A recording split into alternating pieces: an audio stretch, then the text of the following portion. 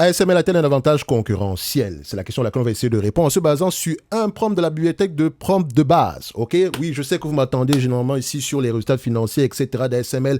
Elle les a publiés, je pense, le 14 du mois de juillet, qui sont excellents. Ça surprend qui, littéralement? Est-ce que c'est surprenant? Non. Donc, on va mettre à jour ici également notre price target, etc. Donc, vous savez que ASML, c'était 25 fois les bénéfices. Et la dernière fois qu'on a fait une vidéo dessus, c'était simple. Le prix était juste correct. Et correct sous-entend ici qu'à partir de là, on ne suit pas énormément. Après également, hein, moi, quand je fais mes vidéos, c'est toujours du... Ça veut dire ceci. Est-ce que l'entreprise mérite d'avoir une place dans ma watchlist? C'est ce que ça veut dire maintenant, ce que vous allez décider de payer, la valorisation que vous allez choisir. Mais c'est par rapport à vos propres, voilà, vos propres connaissances du business, des risques, etc. Et quel est, voilà, à partir de quel prix vous pouvez bien dormir la nuit. D'accord? Et ça, je ne peux pas le faire à votre place. Vous devez appliquer vos propres jugements après avoir suivi un processus d'analyse pour bâtir votre propre thèse d'investissement. Donc, j'ai posé la question à mon prompt de base ici. Qu'est-ce que ça veut dire ASML? Est-ce qu'elle a un avantage concurrentiel? Bon, vous connaissez la réponse. Maintenant, est-ce que l'avantage concurrentiel a tendance ici à augmenter de plus en plus? Est-ce qu'il est de plus en plus large? Et la réponse également, elle est plutôt positive. Maintenant, l'avantage concurrentiel est basé sur quoi? Intangible asset, switching cost. Là, on lit le résumé rapidement ici. ASML détient un monopole absolu. Ah, c'est bien ça. Monopole égal, voilà, vous connaissez la conclusion. Sur le marché de la lithographie à l'extrême ultraviolet. Donc, une technologie requise pour la production de puces de pointe destinée à l'intelligence artificielle. Le carnet de commandes massif de 38,8 milliards d'euros ici garantit une visibilité pluriannuelle sur la génération de flux de trésorerie disponibles. Bon, faites souvent attention aux phrasés, etc.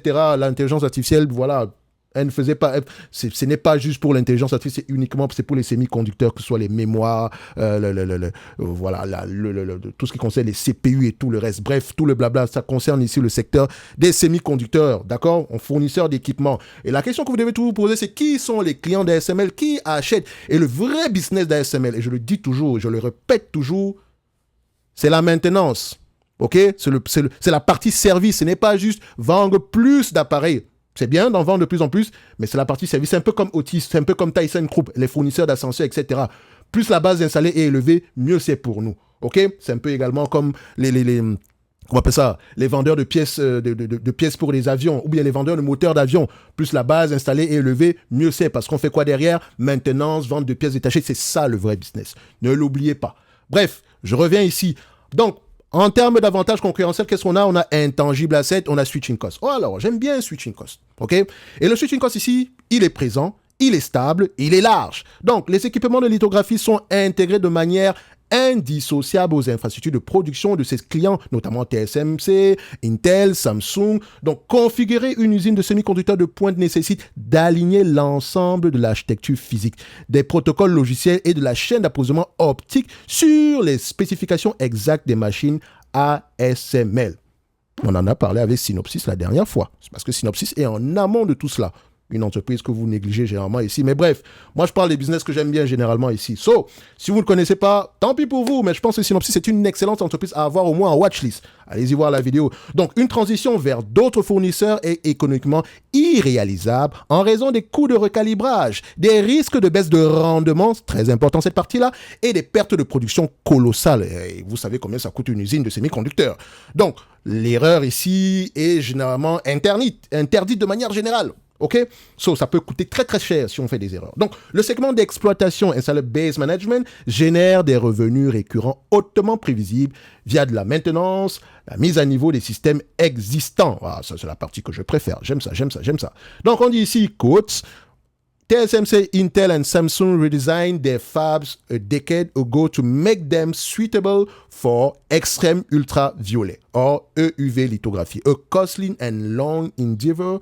So, it's quite unlikely ASML will be displaced from its place in the foundry. Bon, je voulais un peu essayer mon anglais, d'accord? Le Cameroun est un pays bilingue, donc techniquement, je me bats un peu en anglais, ok? Mais je suis plutôt nul.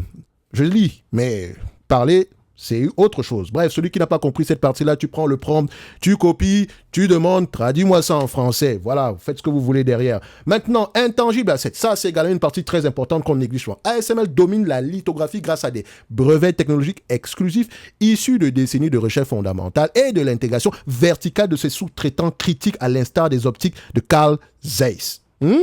Ce n'est pas Carl Zeiss qui est coté en bourse, hein. Non. C'est une partie qui n'est pas cotée en bourse, qui est très importante. Donc, en réalité, si tu veux faire la même chose qu'ASML, ben, il faut déjà que tu aies les mêmes fournisseurs qu'ASML. Or, c'est peut-être impossible d'avoir les mêmes fournisseurs. Et ça veut dire que pour qu'un concurrent puisse faire à peu près la même chose que nous, il va falloir qu'il cherche lui-même ses propres fournisseurs. Donc, ce capital intellectuel et le savoir-faire industriel requis pour assembler des machines composées de centaines de milliers de pièces uniques constituent un actif intangible impossible à cloner à court et à moyen terme. Je pourrais dire même, moyen terme, ils sont gentils, hein, court, moyen terme, parce qu'ils ne veulent pas parler de long terme, ici, 10 ans, et puis on ne sait jamais à quoi ça va ressembler. Donc, Nikon et Canon, excusez-moi, oui, mon esprit est un peu tordu également. Donc,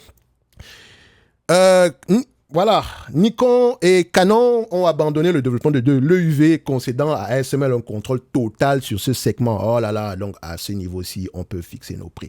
Donc, 100% du marché mondial des machines à lithographie à l'ultraviolet, ce sont les parts de marché. Ce qui prouve à peu près ce raisonnement-là, on vous le donne également ici. Donc, vous avez parts de marché, les dépenses et une partie ici au niveau de quotes, d'accord? Où est-ce qu'on a pris ça? Dans quel document on a pris ça? Où est-ce que ça a été mentionné? Est-ce qu'on a un effet de réseau ici? Non. Bon, c'est un peu normal. Je vous laisse aller lire ça, mettez pause, lisez cette partie, on va sauter. Est-ce qu'on a les coûts de production? Est-ce qu'on a un avantage lié au coût de production? Ah bah oui.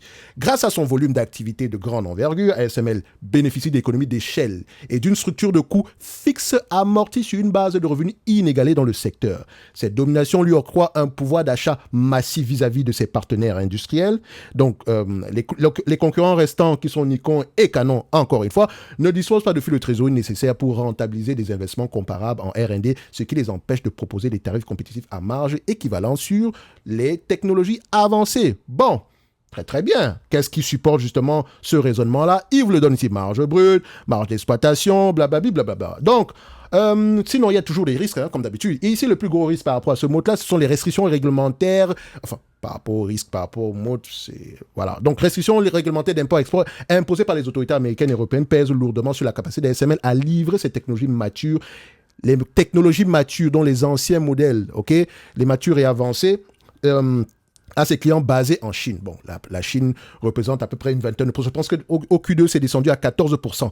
Donc, c'est de moins en moins. Donc, bien que la part de vente à destination de la Chine doive se stabiliser aux alentours de 20% du chiffre d'affaires ici d'ici 2026, contre 33% en 2025. Donc, comme je l'ai dit, au Q, parce que j'ai lu les derniers résultats ici, donc, d'accord, donc, je sais qu'on a à peu près 14% par là. Donc, toute nouvelle escalade géopolitique menace d'asphyxier une part de marché significative. Bon, est-ce que c'est vraiment un risque par rapport au mood? Non, mais c'est surtout un risque par rapport à la partie commerciale, les ventes, etc. Donc, competitive landscape, parce qu'il y a quand même de la compétition. Nikon et Canon, encore une fois, maintiennent une concurrence de seconde place sur les seuils sur les seuls outils de lithographie mature, que ce DUV, KRF et E-Line. Ne me demandez pas à quoi ça ressemble, etc. Bref, et en passant, il y a une excellente vidéo de à quoi ressemble une machine de EUV. Il y a également une excellente vidéo à quoi ressemble une usine de fabrication de semi-conducteurs. Et comme je le mentionnais tantôt, il y a très très longtemps, ceux qui gagnent réellement à long terme, ce sont les personnes qui vont avoir tendance à vendre du matériel et surtout à vendre des services de maintenance derrière. Donc, les programmes de dépenses ici des hyperscalers, l'argent ruisselle au niveau des vendeurs de semi-conducteurs qui eux-mêmes dépensent pour augmenter les capacités parce qu'on a besoin de plus en plus, il y a des pénuries, etc. Donc, on augmente les capacités. Quand on augmente les capacités, qu'est-ce qui se passe? On fait appel aux machines ici de ASML, plus les dépenses en capital ici de Micron, Samsung ou bien je ne sais pas TSMC augmentent, mieux c'est pour cette compagnie. Mais sachant que c'est un business qui est cyclique, quand la demande va se retourner, oui parce que ça va arriver, ASML va peut-être vendre moins d'appareils, mais la maintenance c'est une obligation, ok? Et les compagnies qui ont dépensé énormément pour des produits ASML, etc., n'auront pas le choix que de continuer à maintenir ces usines-là, même si la production ne suit pas. Ne l'oubliez pas. Donc, même Micron, si on revient avec des marges brutes inférieures à zéro ici, oui, c'est déjà arrivé, D'accord? Donc, elle n'aura pas le choix quand même de maintenir les usines en fonctionnement. Parce que allez-y, regardez à quoi ressemblent ces usines-là. Vous allez comprendre pourquoi est-ce que je mentionne cela. Bref, voilà les éléments qui nous permettent ici de dire et d'affirmer que cette compagnie a un avantage concurrentiel. Ça nous a pris quoi? Boum, après 2 minutes. Il fallait juste poser la question au prompt. Qu'est-ce que j'ai fait? Bon, j'ai seulement mis le nom de la compagnie, that's it, il est déjà ici enregistré, etc. Donc, vous allez retrouver ça dans la bibliothèque de prompt de base. Et comme je l'ai dit ici, ce vendredi à 20h, heure de Paris, on va apprendre à investir ici avec l'IA. C'est la deuxième édition. La semaine passée, on en a fait. Cette semaine également, je pense que d'autres semaines. Donc aujourd'hui, vendredi, on va utiliser uniquement Amazon. Toute la bibliothèque de prompt de base ici. Enfin, comment est-ce que je fais mon process ici d'analyse uniquement en utilisant cette bibliothèque-là. Et on va prendre l'exemple ici sur Amazon, qui est une compagnie que je détiens, sur laquelle vous me connaissez. C'est toujours matin, midi et soir. Donc, c'est gratuit, vous êtes largement invité ici, ça vous permettra de voir si la bibliothèque de prompt de base ici pourrait répondre ici à vos attentes. D'accord?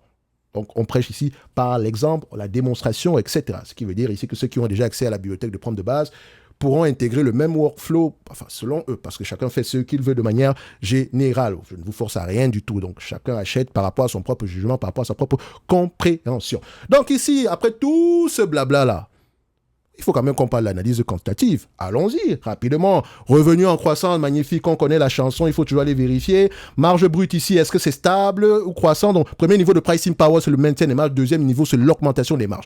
Et vous voyez que ASML ici, les marges brutes augmentent. OK? Ensuite, est-ce que les marges EBITDA suivent? C'est bien parce qu'on peut augmenter la marge brute sans que la marge EBITDA suive. Est-ce que c'est la même chanson ici? Oui, les marges EBITDA suivent également. On aime ça. Donc, nous avons un business ici. Chiffre d'affaires augmente, marge brute augmente, marge EBITDA augmente. Ensuite, est-ce qu'on a des free cash flow et des net income qui vont dans la même direction, histoire de voir si les deux partent dans le même sens? On met ça ici. Donc, on voit ici que c'est sensiblement la même chose. OK? Donc, free cash flow, net income ici égale. Elle a tendance à convertir 100% ici de ses bénéfices nets en free cash flow. Donc, les vrais sont des vrais free cash flow. On aime ça. Donc, on peut également regarder ici. Qu'est-ce qu'elle fait avec ce cash? Est-ce qu'elle rachète des actions? Oui, on aime ça. Rachat d'actions ici. Et bon, vous pouvez passer par oui, il y a le ROIC, etc. Mais comme je dis toujours ici, hein, le ROIC, c'est bien. Mais savoir pourquoi, quel est l'avantage, quel est le nom de l'avantage concurrentiel, comment est-ce qu'il est mis en pratique, est-ce qu'il augmente, est-ce qu'il diminue, c'est ça la clé. OK? Je connais, comme je dis toujours, je connais des entreprises qui ont des ROIC inférieurs disons, inférieurs à 10%, mais qui ont des avantages concurrentiels larges. Ne l'oubliez pas. Ne l'oubliez pas, parce que ça peut être une métrique qu'on peut manipuler, etc. Je sais, je me répète à chaque fois, mais bon, c'est comme ça qu'on arrive. Allez vous-même fouiller, doutez de tout. OK? C'est juste une information que je vous donne ici selon moi-même, mes propres lectures, ma propre compréhension. Vous pouvez avoir un avis totalement différent et je le respecte, mais prenez au moins la peine d'aller vérifier. C'est la seule chose que je vous demande. OK? Donc, et encore, le ROIC même, il faut le comparer avec le coût du capital de manière générale pour tirer une conclusion. Ce qui veut dire que si une entreprise a un ROIC de 2% avec un coût du capital de 0,01, eh ben, elle crée de la valeur. Ne l'oubliez pas également. Donc, je continue ici. Ce qui veut dire également que si le ROIC est de 40% et que ton coût du capital est de 50%, tu ne crées pas de valeur. Ne l'oubliez pas, ça existe aussi. OK? Donc, tout ce blabla-là, combien de fois les bénéfices le marché a tendance à payer pour une excellente entreprise pareille, qui a un avantage concurrentiel qu'on peut nommer intangible, switching cost. Le marché a tendance à payer 25 fois les bénéfices. OK.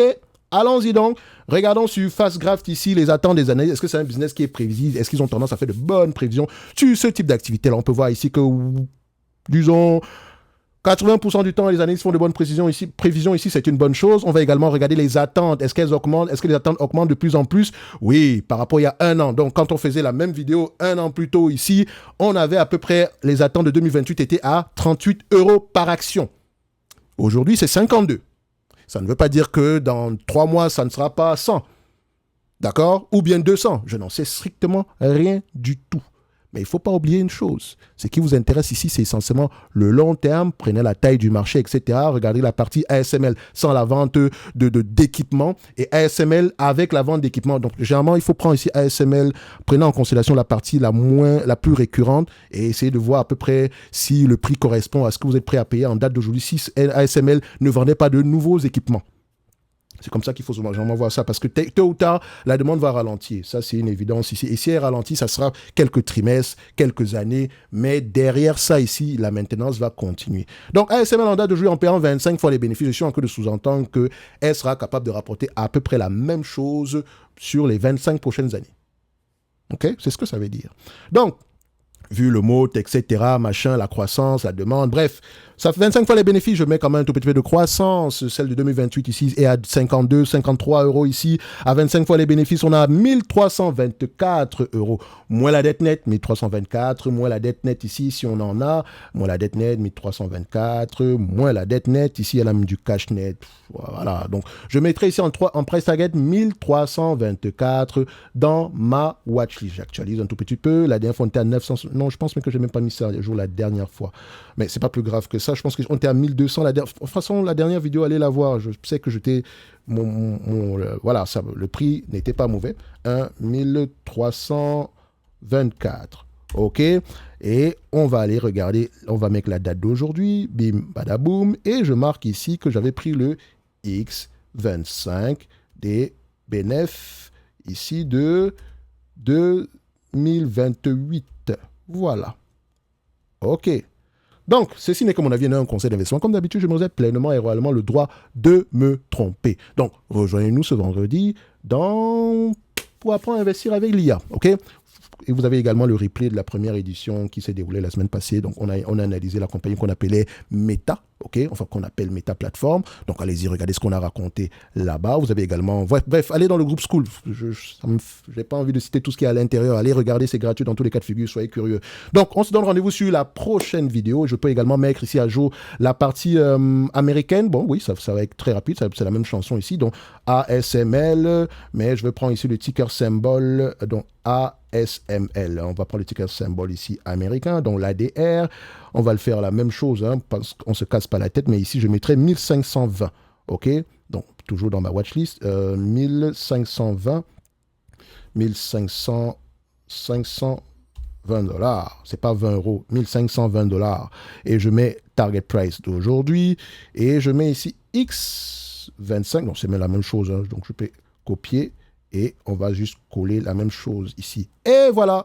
Donc, ceci n'est que mon point de vue d'un conseil d'investissement. Comme d'habitude, je me réserve pleinement et royalement le droit de me tromper. Lisez vos rapports financiers. Merci, au revoir, même si vous utilisez les prompts.